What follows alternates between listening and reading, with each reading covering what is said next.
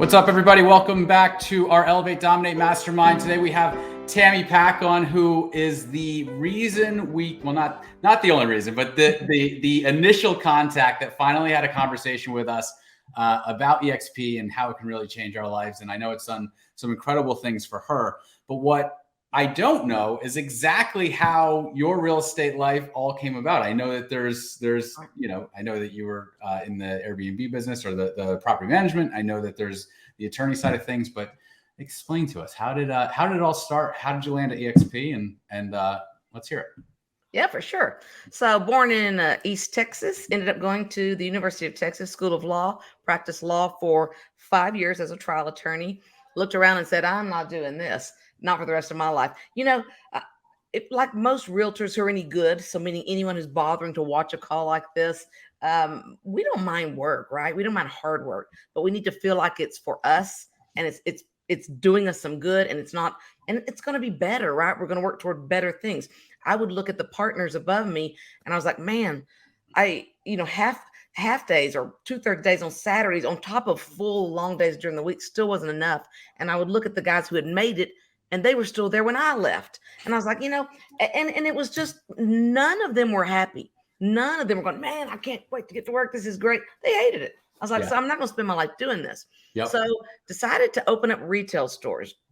Crazy as that is, my mom had ended up doing that, and she laughed. She, had basically no education, very little, and she goes, "You a lawyer, and I'm making way more money than you are. And look, I do what I want." And she had a little shop on the side of the road, and she would buy things and she would turn around and sell them.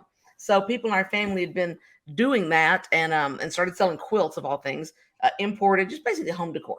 So I was like, shoot, I can make more money as doing that than as a trial lawyer and have a little bit of freedom. Well, of course, like all entrepreneurs, speaking, meaning all of you realtors, we get into it, and I worked way more hours than I've ever worked in my life. But I loved every hour. Every hour felt like I was building something for me and my family. I had a lot of variety. I might be marking quilts. I might be hanging. I might be displaying. I might be ordering, balancing the books. It was just like with real estate, sales are sales, right?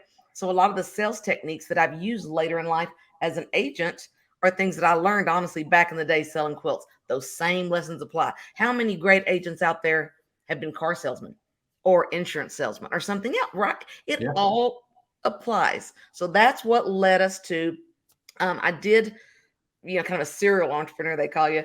I had those retail stores for about almost 20 years total, at 6 stores at one point. So most things we've been able to build in life, a lot of it came from that.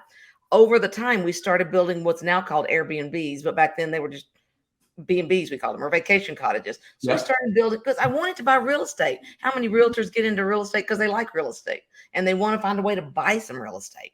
But in our town, way too expensive to buy for long-term rental. You just can't afford it. What they can pay in rent, you can't pay the prices that our town charges. So I figured out that being probably similar to you guys, right?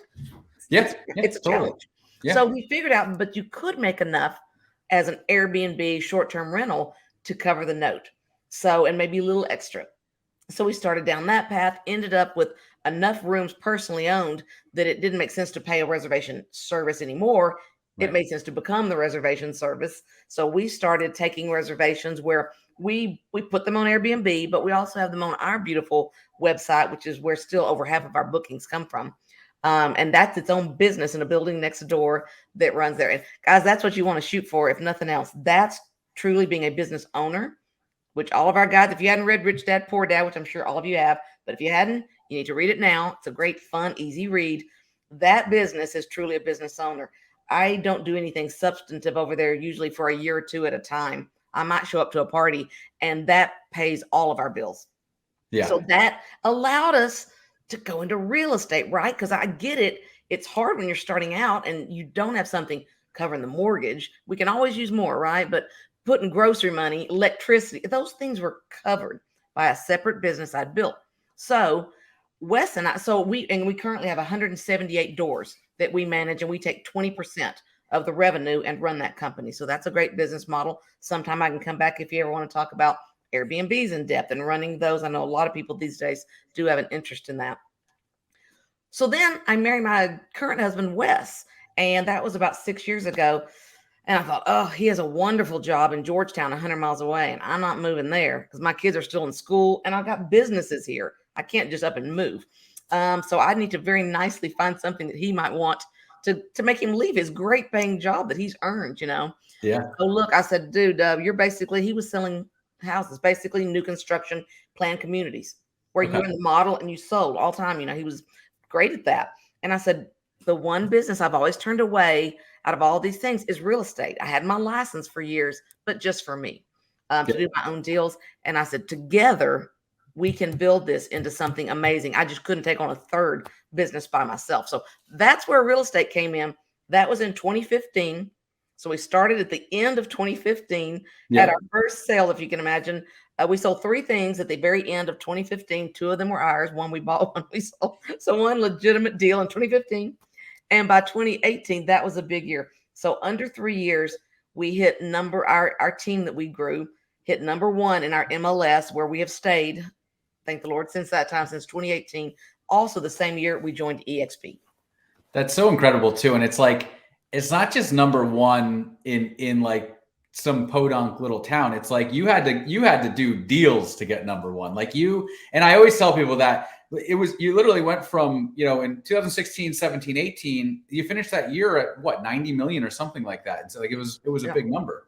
Well, it is. And this year, if we get 1 or 2 more good things under contract, we actually have a shot at closing 200 million this year. Nice. In a town of 10,000 people, but we are a tourist town, a tourist destination.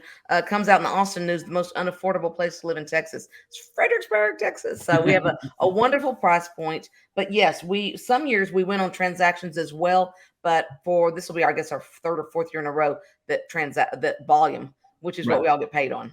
Yeah.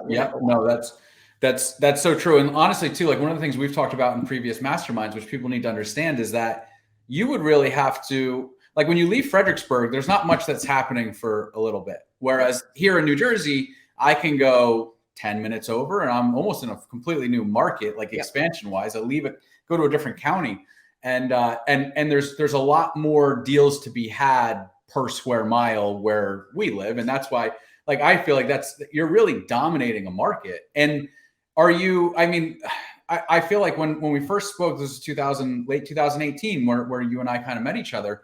I remember, the ideas that you had. I think you had just hired a videographer, and you really were like playing the whole branding, marketing. Like you play into that so much better than anybody I see. I feel like that's like, if I could say, that's one of your best traits, right? Like that's what you do really well. I would say so. And again, I know everyone has to temper this for their situation. But Wes and I looked at it and I said, look, at the time we were already 48 and he was 50. I was like, we don't have a lot of time to get to number 1. And even if we get to number 3, that's probably not the world's worst, because all I knew of real estate from the outside was it's cyclical, right? What we know is there's good 7, 8, 10-year periods and there's bad. And I said, if I look back though, because that's scary when your whole financial future depends on that. But I said, you know what? I don't think even in bad times that the top in the market are selling nothing. Right. The top guys are still selling. So we got to be the top guys in case things go down. All that's going to do is weed out the folks that aren't really making it. So we've got to go hard from day one and get our name out there and build our brand. Now, this is kind of a funny point that I forget about it because to me it seems natural, but you're the Sikora group. DeVoe, you got the DeVoe group. Dan Beer's got Dan Beer Home Team. People, and Dan and I have an ongoing debate about this because he's a big believer in put your name on it, your name, which is what you're doing, which is completely normal in most situations.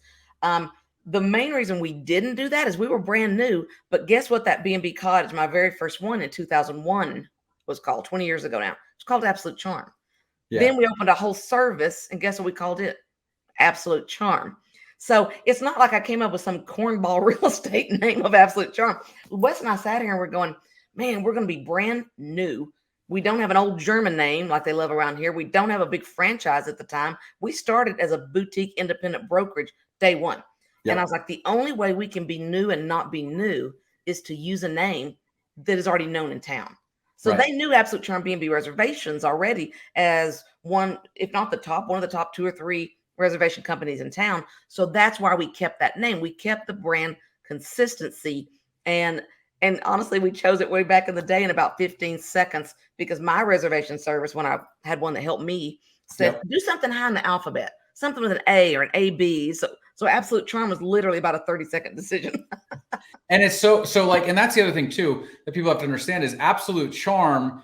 Basically, your real estate business became an ancillary business to Absolute Charm, and then you launched that. Whereas a lot of us, we go backwards. So we launched mortgage from our real estate business, and so, and that's when, like, for me too, like, I don't want to have Sikora Mortgage because we want to capture not competition, but other realtors that I know that don't want my name stamped on that. Whereas you've already captured the property management market. Now you can stamp your name on the real estate and go capture that business too, because you're working backwards. A lot of real estate agents don't come at it that way. It's they started as a realtor and then came through.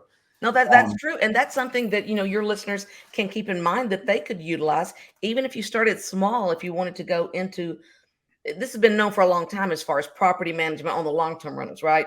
There's money to be made there. There's headache. And there's a lot of liability, but people do it, I think, largely because they know they're eventually going to get the listing or they're going to get the buy side, right? Well, it's the same thing with B&Bs.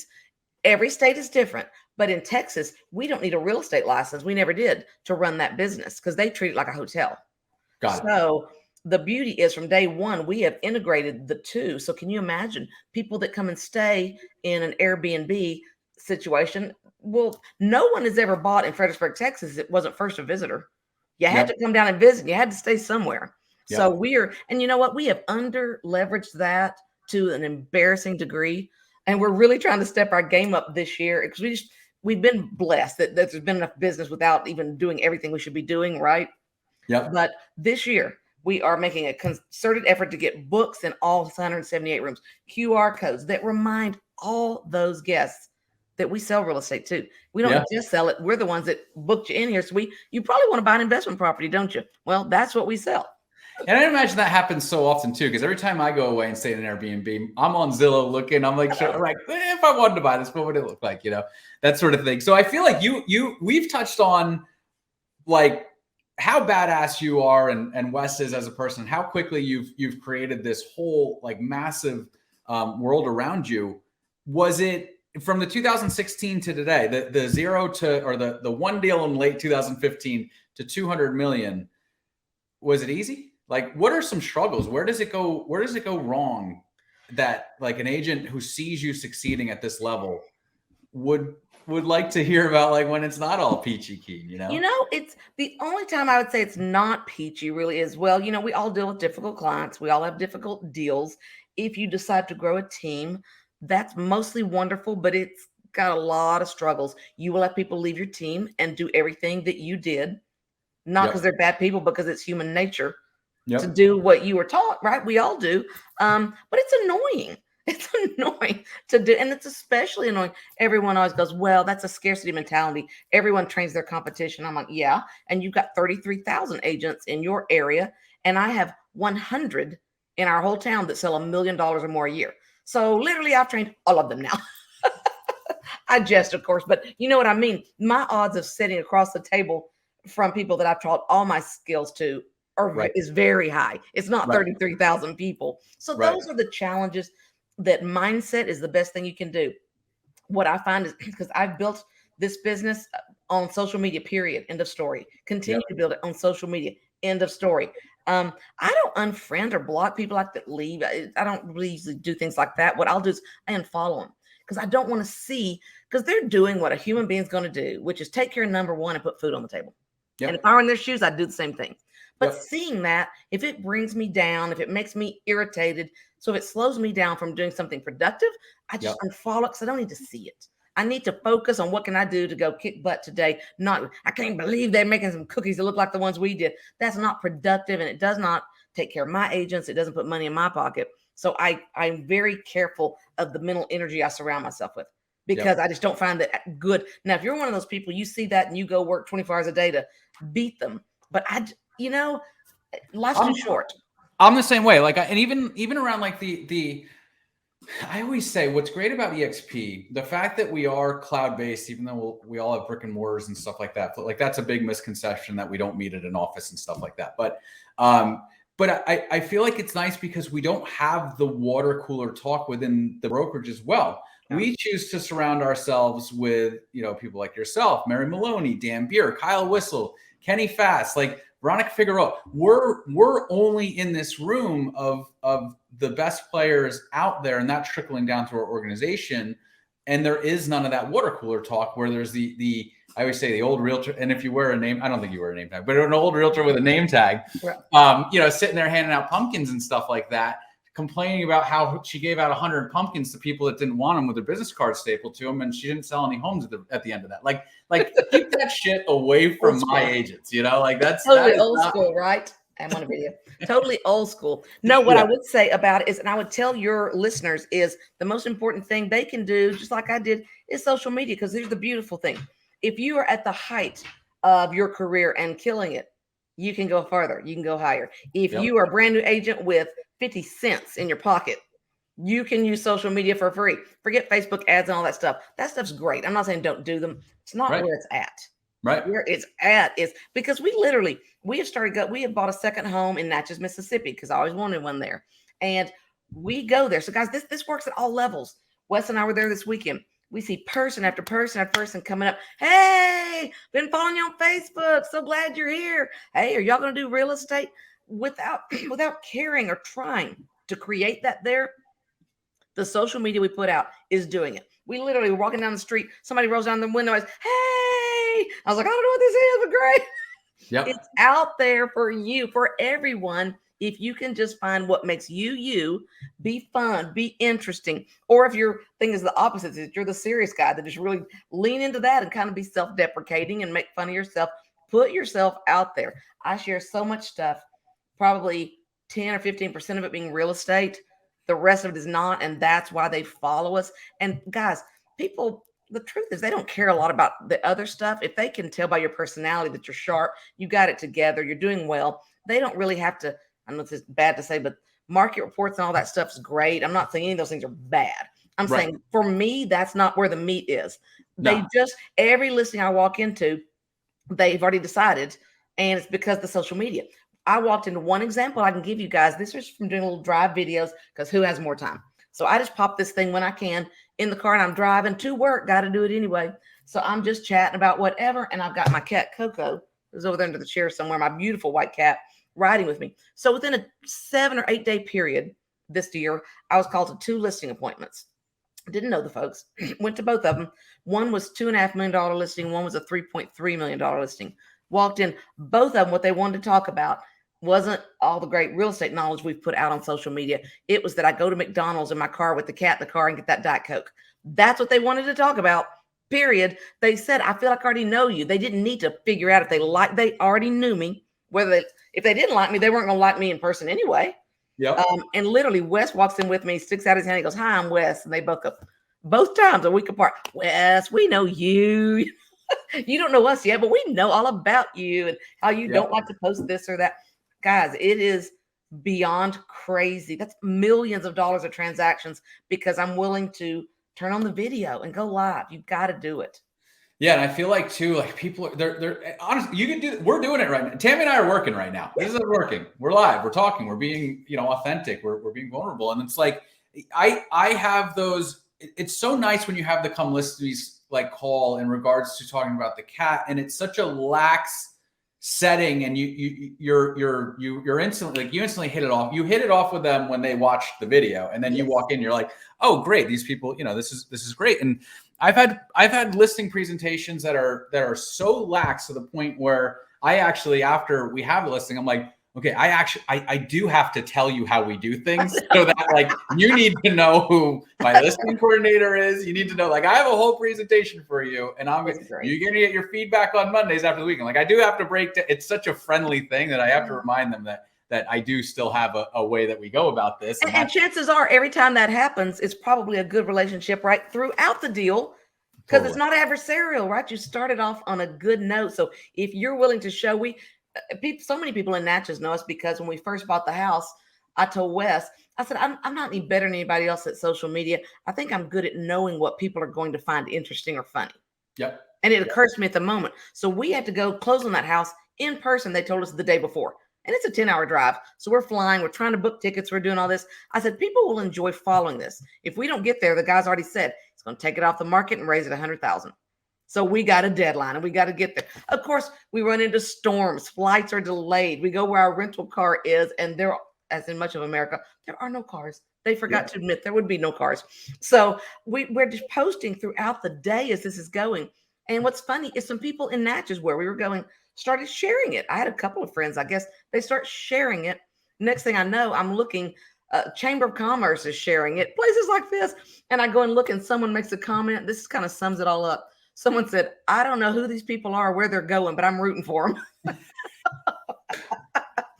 And I went back and looked, and there's a sweet little woman, elderly woman here, is just spunky and funny. And she commented in her mind, she goes, well, I have errands to go run, but I'm afraid to leave the computer. I want to see what's happening. So something stupid, but if you can just make it fun and be their entertainment, because we all have funny things happen in life, silly, bad, some of them good, some of them, people love that. And I'm sitting there going, without wanting to, we have created an entire market for us, if that's what we want to do, in Natchez. Just by before getting there. I did one video literally about why I like the town, because so many people asked, why'd you buy there? The Chamber of Commerce shared that video.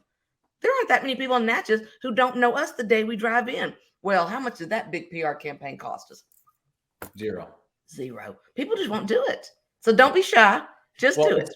It's so funny too, and I have Dan Spitz on our. I think you know Dan Spitz, but yes, he's one of my lead agents, and he's launching in Chicago right now, and we're expanding there because I enjoy Chicago. He's going to live in Chicago, and it's just one of those areas that I really have the confidence that knowing what we know now and knowing what I've been through, that in the first 12 months there we're going to sell 100 homes, and we're going to document it, and it's going to be interesting. So totally, you should snap into that market, and I feel like that would be fun. Where a realtor from the outside, a newer agent, is saying like, oh, I can't do this, or this is really hard, or I don't want to go here, I don't want to do that, or these are the objections. Every agent from a brand new one can do it. It costs no money. Yep. And the beautiful thing is, as far as EXP goes, it's given us such a great format. I've had people reaching out to us now going, look, we're at the stage where we're ready to make some changes. Let's talk about that. Yep. Approaching us, wanting to make changes with that. And I have a vehicle now to be able to help, whether it's on a team or just sponsoring and bringing in help. So it's very rewarding. Like you say, you enjoy Chicago, you're going to enjoy seeing that area grow. And it's kind of the same thing there. So tools EXP gives, plus no matter who you're with, social media is the one game changer. It's the only thing I know, and it's the only thing that everything I have is based on. I was like, take anything away from me, don't take my Facebook away. And I personally hate social media. I hated cell phones. I hated all that, and I'm on it and I'm doing it. So if I can do it, guys, you can totally do it. Follow Tammy, shoot her a friend request, and get into her world. You're gonna like what you see. And Tammy, I appreciate you coming on. This was awesome. And actually, and one quick thing is, because I always preach on keeping 5,000 friends, so I always have 5,000 friends, so I don't have any spaces for that. But almost everything that I put on Facebook, I'll go and put in Instagram as well. And one thing I love about Instagram is you're not limited to how many friends you can have. So Tammy Pack Talks, you can find me over there and you'll see the same stuff. Awesome. Sounds good, Tammy. I appreciate it. Thank you so much, and have a great Thanksgiving. All right, you too.